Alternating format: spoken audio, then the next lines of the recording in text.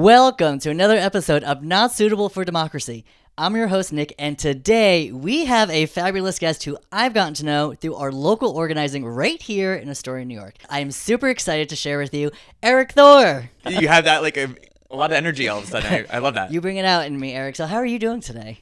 I'm doing pretty good. It's a Sunday, so Yeah, it's day chill of rest Sunday. We in like some that. ways. Yeah. So Eric has been so kind to come on the show, and we're going to talk about a lot today. So we're going to be featuring a lot about Eric's organizing experience, his experience with Mayor Mamdani, because we knew him back when he was still running for state assembly member all those many years ago, and the latest race right here in Astoria, special election with AD 36, Diana Moreno. So there was a lot to get through. But first, I just want to say thank you so much for tuning in.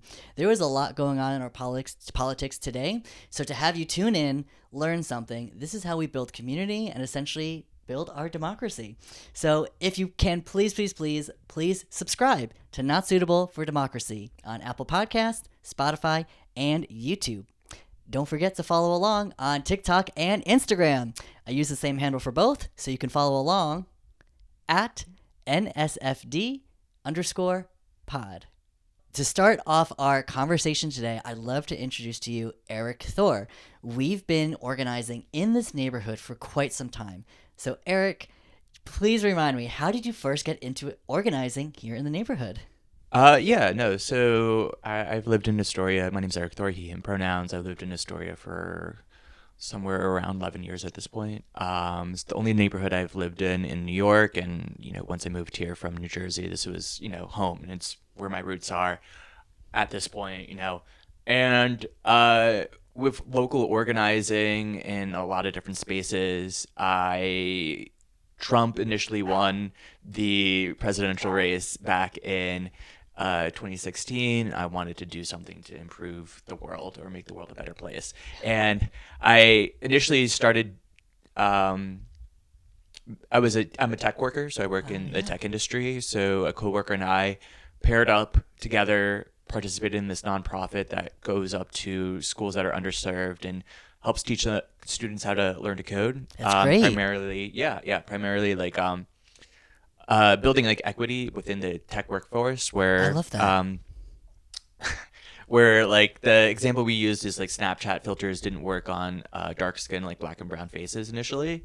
So extrapolate that out to healthcare technology. That is wonderful. And the fact that we have someone in the space actually thinking about these really important issues that we just take for granted. So doing that work, now going from the important tech space, like what other kind of things that you've explored in tech, but like maybe with a socialist framing, you've seen like that you've think about improving yourself? Yeah. So I guess like extrapolating on that. Yeah. So I'm going up to Harlem, teaching these students how to work and like potentially get a job within the tech industry.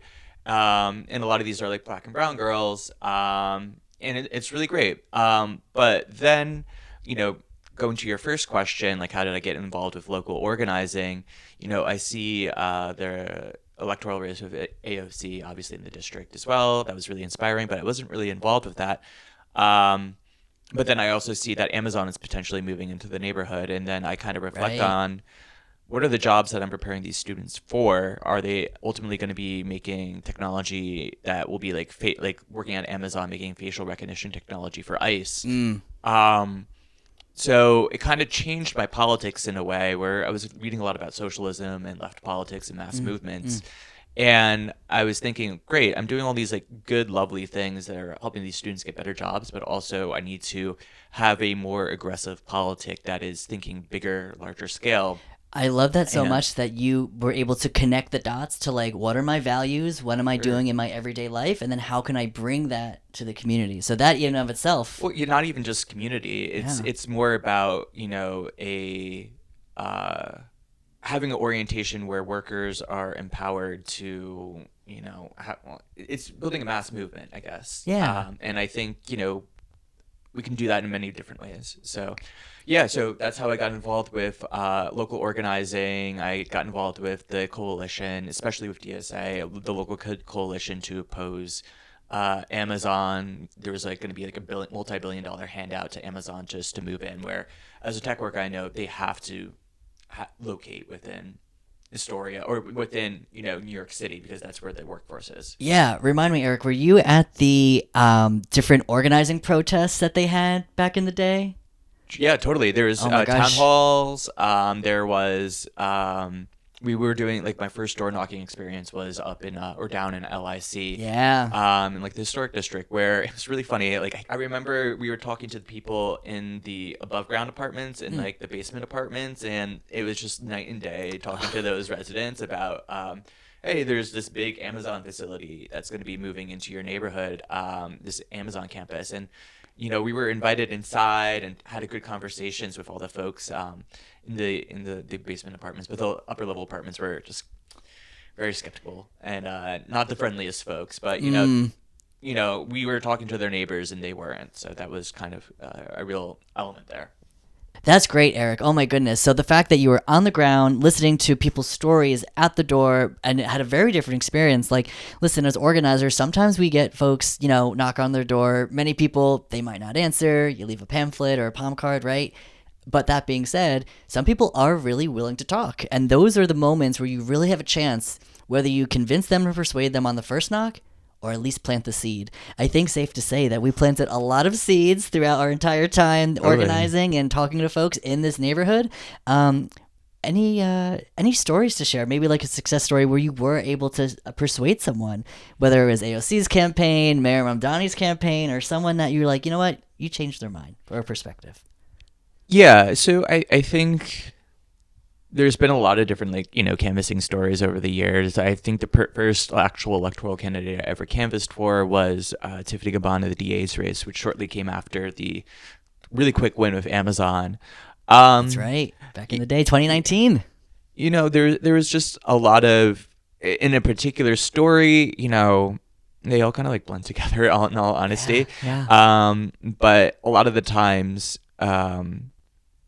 you just have a very quick conversation. And I think, like, the things that I think have been the most impactful for me in terms of more in-depth conversation has been less about, knocking somebody's door and convincing them to vote for a political candidate, but more so organizing with Starbucks workers in the neighborhood. That's right.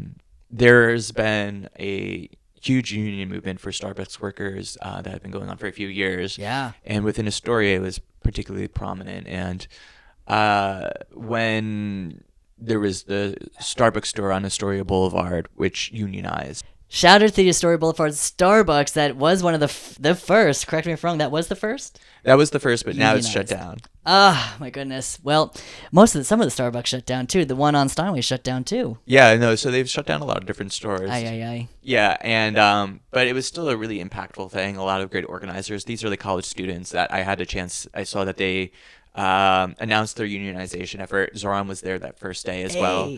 And then I was like, hey, Zoran, hey, folks, how can I get connected to them? Give me their phone numbers. I'm happy to sit down with them and help them out.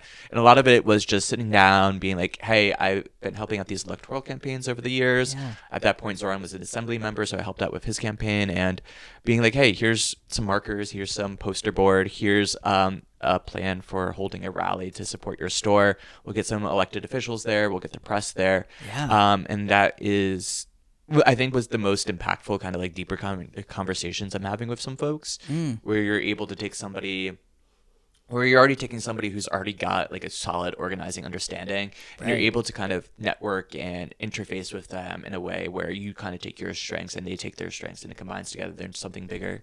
And that's how we build. And with those skills, like those can transfer across like any kind of issue that you're really like focusing on, whether it is unionization, whether it is a campaign, electoral politics, right? So I'm kind of curious, Eric, like you've been doing this, like, listen, we've both been in Astoria 10 years, organizing for a while now. What are some maybe advice or like tips that like, for someone who might not know where to start, like how do they get involved and start organizing? Or two, some of us who have been doing it for a while, any tips to share like on the ground when we're doing the work? Yeah, I would say it's like having a little shamelessness and being a little annoying, like reaching out to folks. Like, people know me. So yeah, just like totally being the first one to text, even when maybe sometimes it makes more sense for somebody else to text you. Reaching out to people, and then once you do have that reach out, being really willing to be quiet and listen. That's very key. Yeah, so it's just like 80% of it should be them talking, 20% of it should be you talking.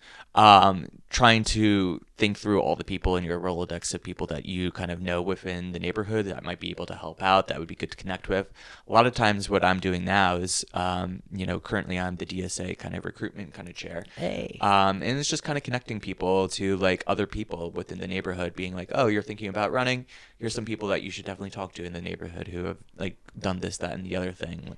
There's a bunch of different, oftentimes people use the word community in a singular sense, but I think it's more appropriate, especially in these like local races, that there's communities. There's a lot of different ones that I'm part of multiple different communities. You're part of different multiple communities. Right. And it's also about like seeing how they interface with each other, seeing where you can be kind of present and kind of showing up again and again and just being authentic to it rather than viewing it as like purely as a vehicle to extract some like minor political capital or whatever. It's also just like a space to like, especially nowadays with like such social isolation with like capitalism and everything, it's just so great that, there are spaces where people can come together and have a little bit of fun and then also kind of think beyond just their local kind of political interest and thinking about like maybe there's something bigger than myself that can be moved forward here. Yeah, and I'll expand on that, where it's not just like communities in terms of like identity, right? It's one thing to be LGBTQ+, but it's another to say like DSA has the running clubs or the running spaces that like, hey, they'll go for a run and then go knock on doors. I love that because it combines passions, interests, hobbies, right,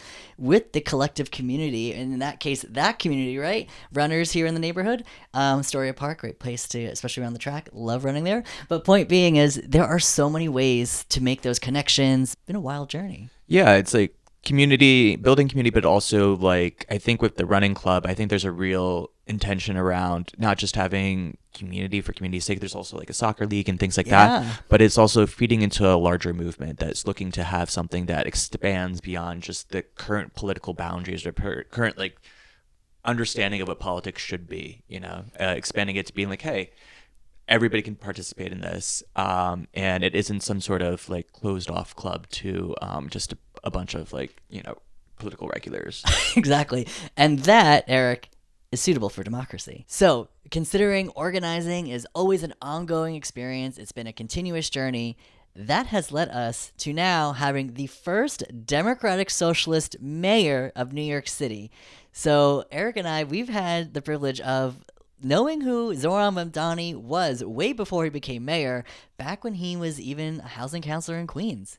With that said, so now that Mayor Mamdani is leading New York City, like, it's been his first week in office, and I have to say, I'm pretty impressed. What's your take on his first week in office? Yeah, no, I think it's been pretty impressive. I think one of the things that like really stands out is his ability to hire people that are going to be effective for the job. It's like real mediocrity where he's not filling his administration with a bunch of people who are selected based upon their amount of donations or being enmeshed in a system. It's more about people who can actually get the job done. So that's really impressive. Yeah, and for example, we know what's happening right now in the White House, where our Secretary of was defense, now it's war, was a Fox News host, literally no military strategy prior experience. So like that is not suitable for democracy. So the fact that Zoran has done an excellent job with his transition team, really thinking through who has the experience to really not only change the game, but really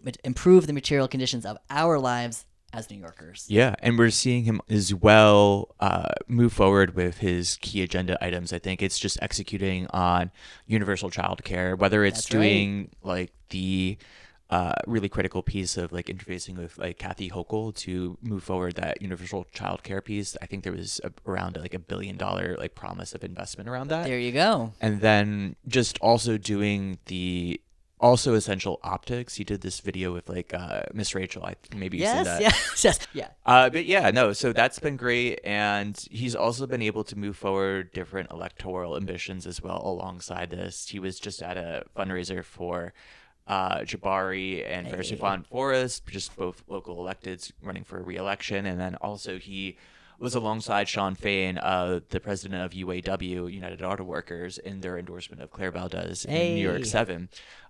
So really pushing forward a agenda within New York City, and as his capacity as mayor, but still also, using that kind of, it's not even bully pulpit at this point. It's also kind of just using that celebrity and kind of shining it on a lot of the local electeds who are really fighting as well for a similar agenda, whether that's in Albany or in DC.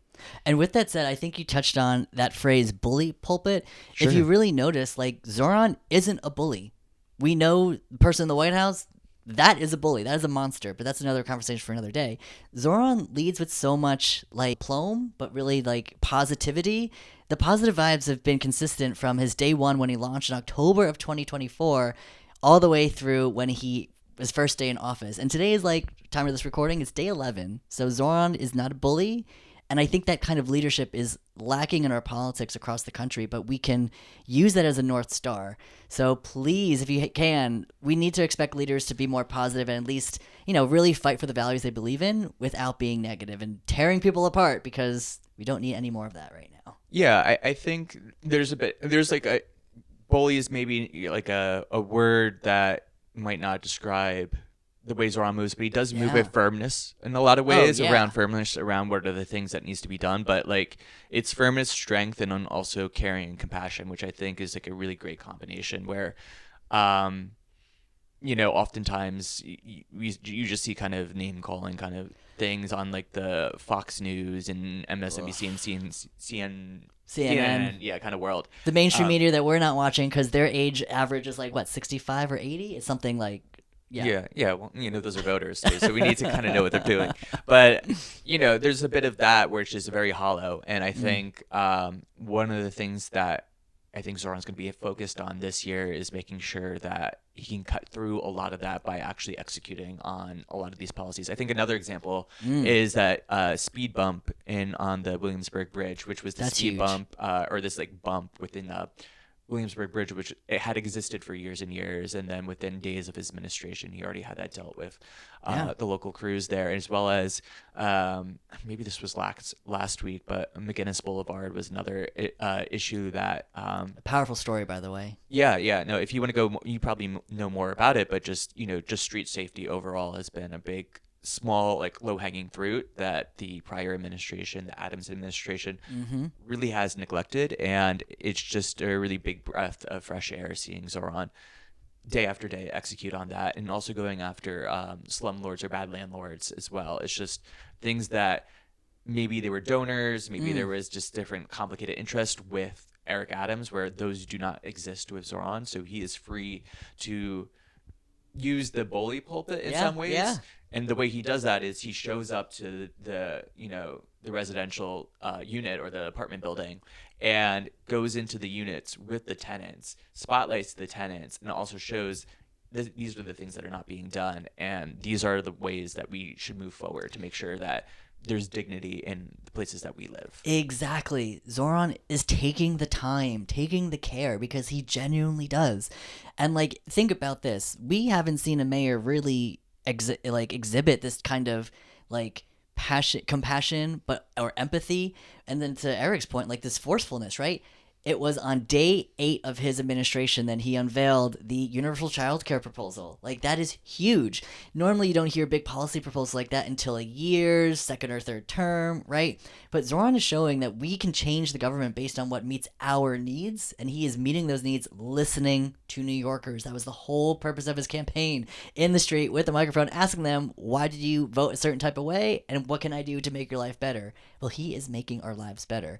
I know for me personally, one of the things I'm like really excited for, like, is transportation, even right here in the neighborhood. Like, we know right now that there are a lot of speeding cars, scooters going all over the place. So it's really nice to have Zoran knowing, like, hey, he's going to redesign some things to make it safer. The 31st Street down by the subway, like, that was a huge hubbub in our neighborhood, like, people picking signs and whatnot. But, like, we know that Zoran will come across for safety, supporting the bikes, right? Clean energy initiatives, knowing that it's going to cut down on pollution. So the safer, the cleaner.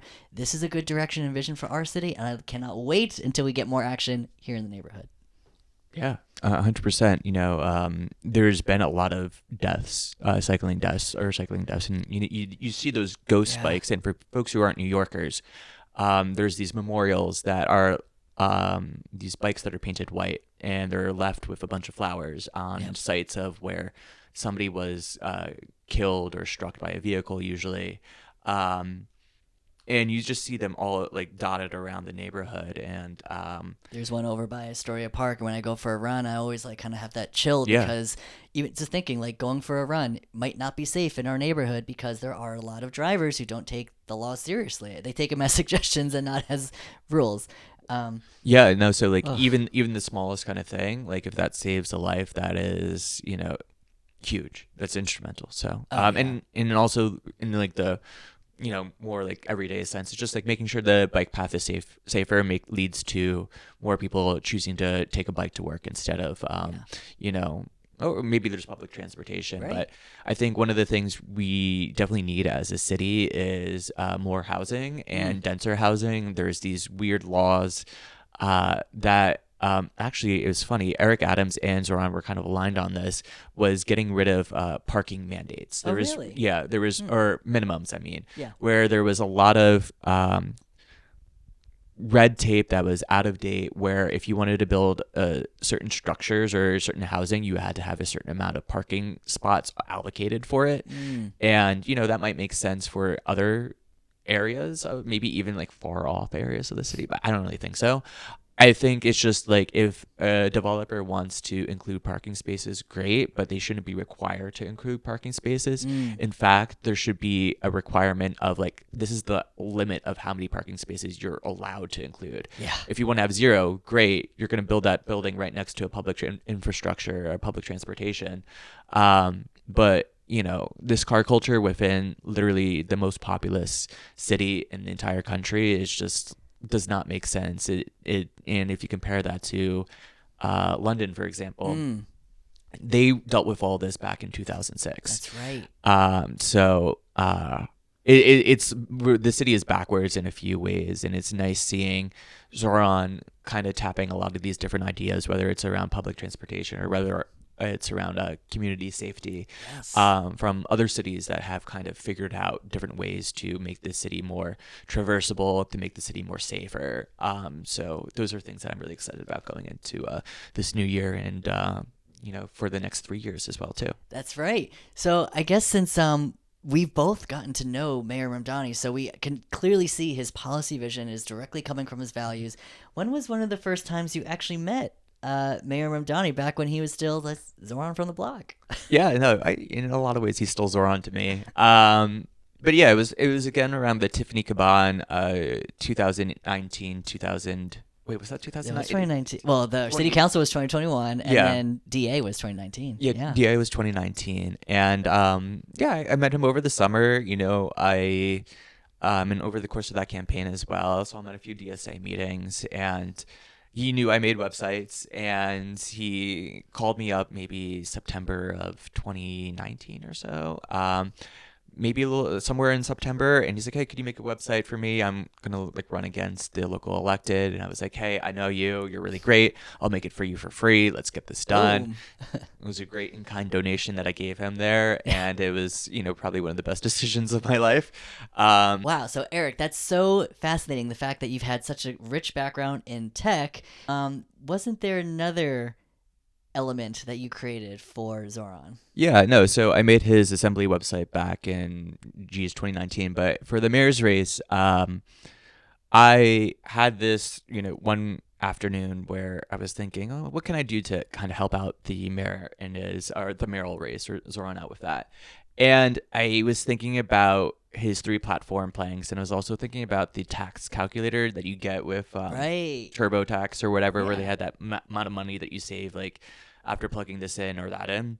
And I kind of took that same idea and kind of converted his 3 policy positions into a calculator that was really great. It showed you how Very much helpful. Yeah, it showed you how much money you would save from universal childcare, how much money you would save from free fast and free buses, and then also if you're a stabilized tenant like myself, how much money you would save from that. At first, I made it something that just was focused on stabilized tenants, but expanded it out. Which is great because listen, like my rent right now is not rent stabilized, but I can say like, listen, if I want to take the bus, like, how much money am I saving with this new plan? So like Right. Eric's calculator literally did that. So thank Yeah. you for doing that work. It was a really great tool because I think oftentimes your thinking about politics in abstract around policies that are usually like, wait, actually, how does it impact my bottom line? You know, we're always looking at our budgets, and I think it's great to see when that can be translated from like a political campaign to your particular budget as well.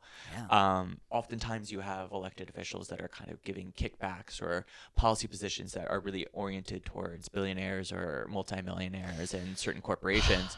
But it's great to see that there's policy positions that can be oriented first towards working people's bottom lines. Because us saving money is also us kind of having more money in our pockets to invest back into the economy. Exactly. In a way where we're, you know, having just more leisure and more free time to not have to work as hard, and just be a little bit more human and make New York a more beautiful place in that way too. Exactly. But yeah, even back then he was like somebody that was like deeply captivating, very and a very astute organizer, and very hands-on. There was this great experience I had with him in February of 2020, right before COVID hit, where we were doing a petition gathering, right? Okay. Where you have a sheet that's usually green, it's really long, you collect signatures to get on the ballot. That's right. That's how we do it in New York State. They have to be registered Democrats. It's this whole process. It's usually, I hate it personally. Yeah. How many signatures you usually get in a shift? Like, oh my gosh, like you're lucky if you get 5. I mean, depends on how long you go for, but you get 15 maybe. If you're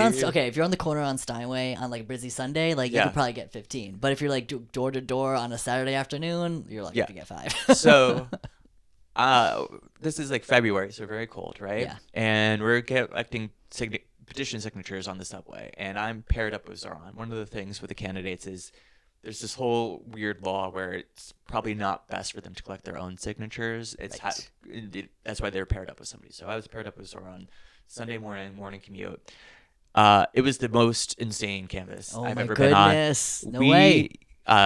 Person after person, there was no break. He was going up to person left and right, getting signature after signature, and we ended up getting 70 signatures in an hour and a half. Damn, that's like a record. It's insane. It was the most insane canvas I ever had. And at the very end, there was this Palestinian woman who saw the Palestinian scarf that he was wearing. And we made sure that she pulled in her grandma, who was a Palestinian, and she was the last signature we got that day. We filled up the sheets and everything. So it was just this connection of like, you know, even though this was just a local race, he's always been really motivated and moved by the justice and the need for freedom for Palestine, and that was something that was present on that campaign, even on that cold February day where he was absolutely crushing it, getting all these signatures and things like that. But there was also a lot of heart there too. And that's the power of organizing. It's not just like, I need to collect signatures like a robot. Like, no, we are talking to our neighbors, our friends of friends, to get them to believe in the vision that we really want for our community, state, whatever level. But you get what I'm saying? It's like, it's a whole thing. It was great. I think it was just like this elderly lady was seeing like, oh, there's somebody running for local office that's young, charming, that also cares about Palestine. And at that point, you know, it was extremely, extremely, extremely rare. This is still 2019 at the time, right? This is 2019. So this is like, you know, and it's, you know, it's earth shattering. So what Zoran has been able to do over the years. So he's been great throughout. A testament to his talent. Love it. And we cannot wait to see what he does next. Wow. All right. So that is so great to hear with everything with Mayor Mamdani. So we do know that Mayor Mamdani did have to leave his state assembly seat right here in Astoria in AD 36. So I'm also talking to a voter in AD 36, Eric Thor, and we are supporting one of our favorite organizers around, Diana Moreno, who is currently running to succeed Zoran Mamdani. So Eric, how did you first get involved and hear about Diana Moreno? Gianna's a personal friend. When she first moved to Astoria, I helped her like move her stuff out of the truck into her apartment. I knew her from a little bit from DSA. She was living, I believe, in like Jackson Heights beforehand. But I was like, yeah, no, totally, I'm here to help you out. And I just recognized immediately there was this one DSA meeting where we had a whole agenda and we were almost going to cut off like her item. It was around it was around farm workers in Florida who were, going through something, I think, with Wendy's, I believe. Yeah. And she just stood her ground and was like, no, actually, we're not going to cut my item. I'll make it short, but I'm going to make sure I get my piece out. And I was like, all right, I love that because, again, with being an organizer, being a little bit firm, a little bit like maybe not annoying, but just like, persistent about what you care about, I think is really important. And I saw that with her. Correct me if I'm wrong. Was that a meeting at Catch in the backyard? There might have been one in Catch, but there's one I was thinking about was like at a restaurant in Eastern Queens. So like to add to that, actually, I was very fortunate. DSA in the Queens chapter, we meet like around the neighborhood or around the borough, I should say. So one of their meetings back when I first met Diana in 2019, I believe that was at the backyard at Catch, and she did share talking to folks about the issue going on where we have to support the migrant workers in Florida. And to your point, she was so passionate about it, and that's something that really clicked where it's like, she's not just someone who's like signing up to be like, hey guys, I'm here. It's like, no, she got into the work not only here in Astoria, but the fact like from Florida, right? Yeah. And this is how we build community, not just again in our backyard, but across state lines and across our country. Yeah, and it's really great for over the course of the campaign we've been seeing, and I've been seeing. This has been true for Diana is running for office. She's running for office. Just all these connections that she's built over the years in Gainesville, Florida, through her previous work at NICE. It's great to see that she has been able to weave together this really beautiful tapestry of histories fighting for working class folks, and those working class folks seeing her as a really good leader to kind of uplift their issues within Albany. And I think one of the ways I think about a lot of these local races is there are a lot of these different little seats in Albany for assembly member, which is what Deanna's running for.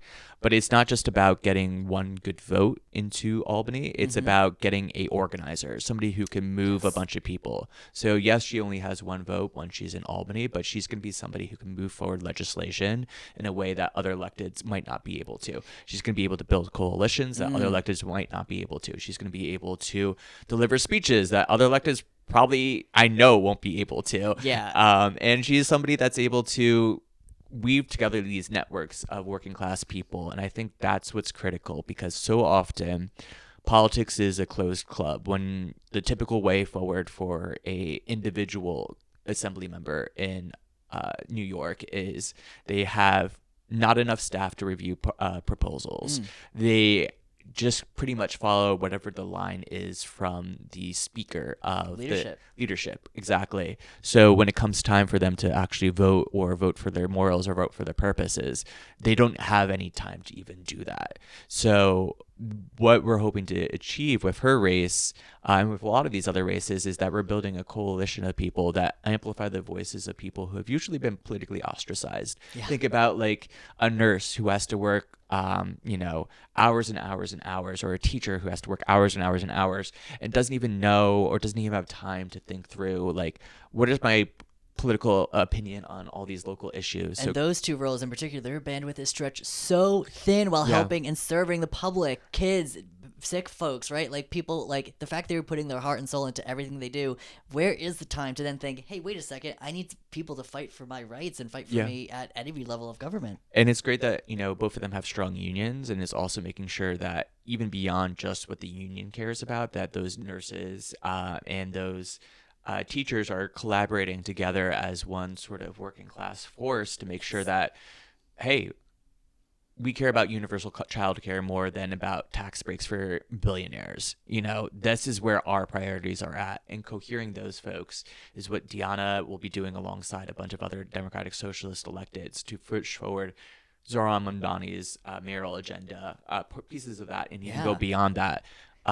Within Albany. And I have to say, like, just getting to know Diana, right? Like, yes, Eric and I both know her before she was running for office, but like, I think the true, in my opinion, the true reason why Diana will win this election is her heart. I know that sounds cheesy, right? But if you really get to experience Diana, organizing alongside her, volunteering alongside her, but even listening, like Eric mentioned, her speeches, you cannot recreate that. That is a certain magic, je ne sais quoi, whatever you want to call it, that Diana is gifted with. And bringing that to Albany with the other socialists in office and other progressives, right? That is going to be huge.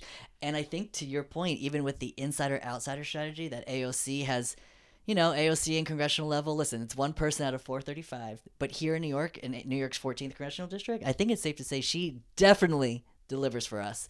So having another insider-outsider who really gets it, builds community, but also to your point, pushes legislation and really understands like the halls of power, like that's going to be so incredibly valuable. And I'm just so excited to make this a reality for Diana on February 3rd. So go vote.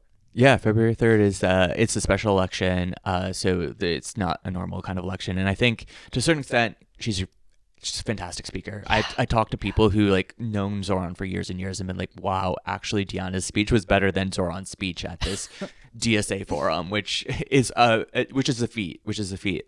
But I think also it's a really material thing as well too, because one of the things that Diana is coming with her campaign that doesn't exist for other campaigns, whether it's in this race or other races, it's like there's this huge volunteer ran campaign where there's not just like a couple dozen people, like a dozen or two people out of canvas, but dozens upon dozens of people every day canvassing a canvas on a weekend with 70 plus people.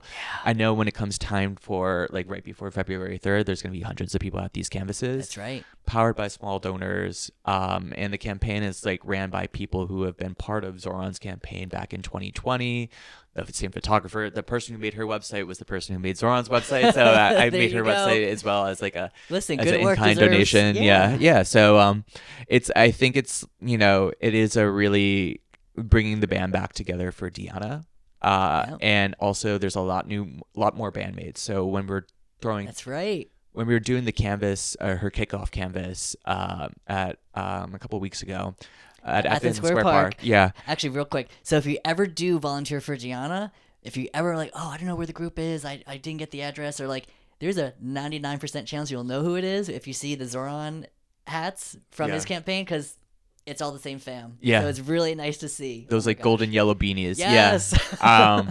But when we were there, we did a hand raising thing, and I was asking like, what were the campaigns that people had canvassed on? Yeah. Like, I was like emceeing it, and about 70. Wait, real quick, I do want to say you were a great MC that day. Oh, great! Like okay, Eric, cool. really in front of an entire crowd, was like, "All right, y'all." He you. brought the energy. What was it, like 11 in the morning? It was like Jeez. chilly, cold, but we were fired up thanks to you. Like you brought that, Eric. Like, yeah. Give No, props. it was good. I think it was like partying the day after or day before.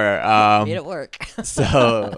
Yeah, no, but it was like about 70% of the people were brand new to canvassing or came from canvassing for Zoran. Now we're canvassing for this local race. So we're seeing this whole new energized base of new voters, new people registering to vote, younger voters, and we're also seeing a lot of people canvassing. Some people were canvassing for Zoran. Some people didn't canvass for Zoran, but were like, damn, I really should have. So now they're doing it for Diana and for all these local races. It's really inspiring to see the fact that the special election is February 3rd, so it's coming up. Yeah. There are plenty of opportunities to get involved with Diana's campaign. Eric and I just co-organized an LGBTQ plus fundraiser not too long ago, back in December. It was like just before Diana got the endorsement from Mayor Mamdani. So that being said, like she's all over the neighborhood, right? We are still connecting, still building this community, bringing folks into the fold. So if you see us out and about, feel free to ask us questions. I'll just quick anecdote. Like someone even just the other day was like, hey, there's a lot going on. I want to get involved. So it turns out they were an AD 36 voter. And I just told them about Diana's campaign, the work that she's been doing. And they're like, sold. So the more we talk about these issues, that's how we build and get the word out.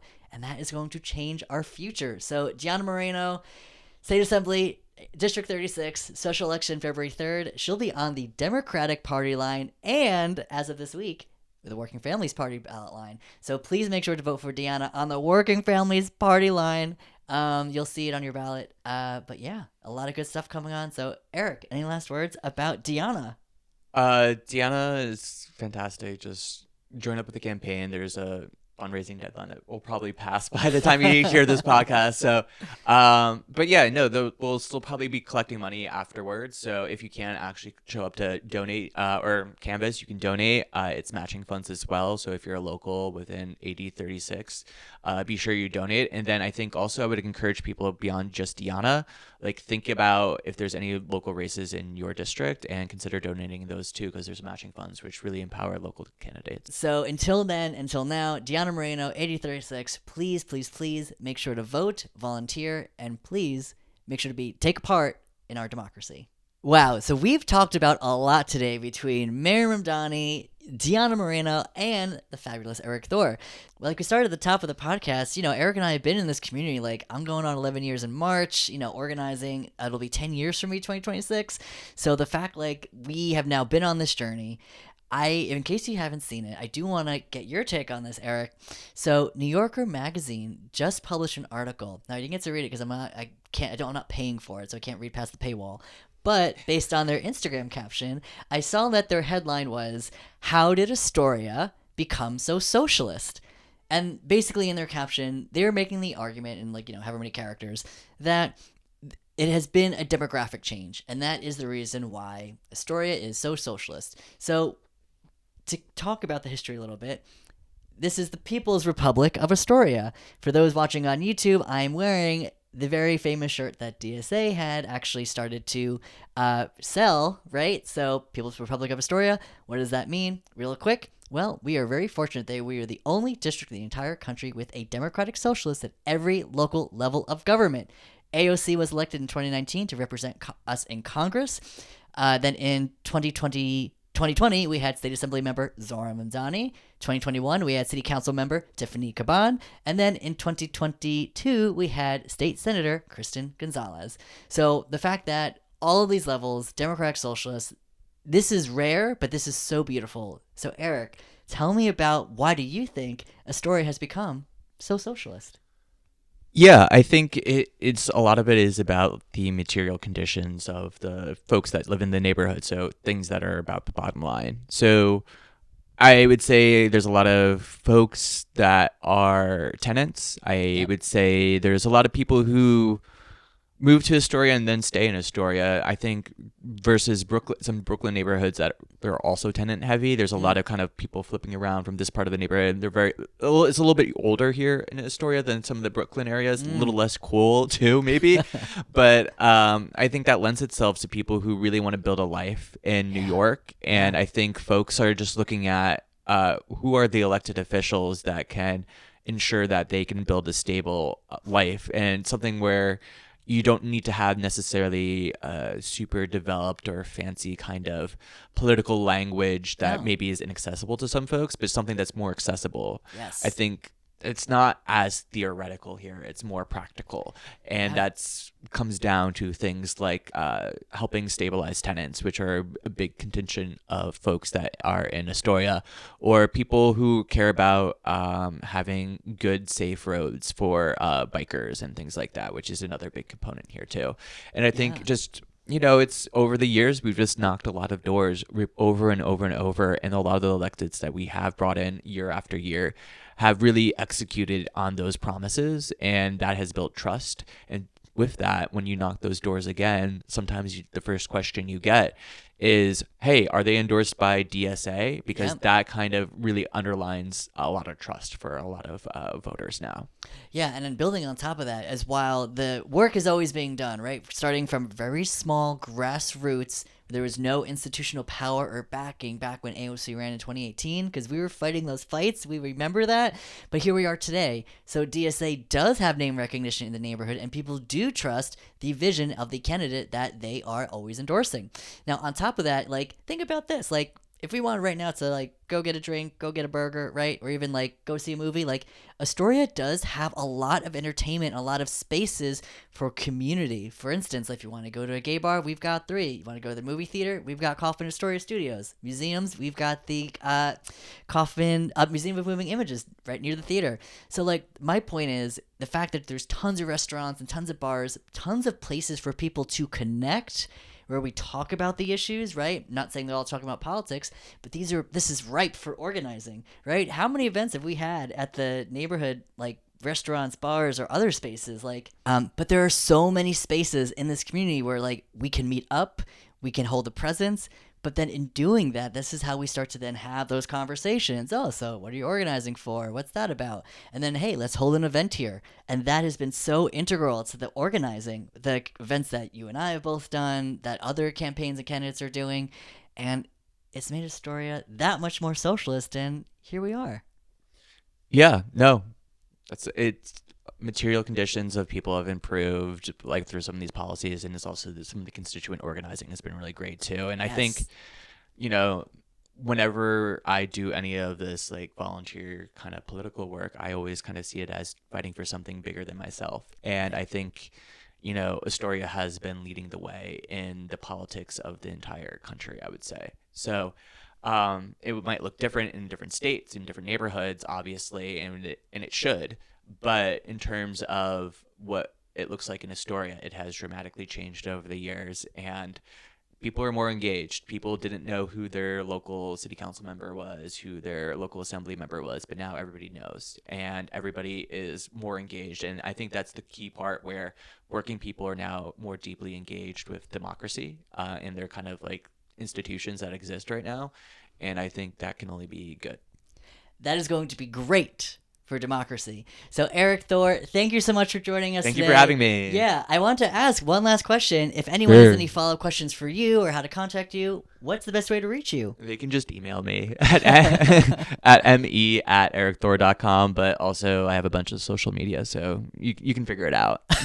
Fair enough. All right, well, thanks again, Eric, so much. I appreciate it. And last but not least, and remember, democracy is not suitable without you. Tax the rich.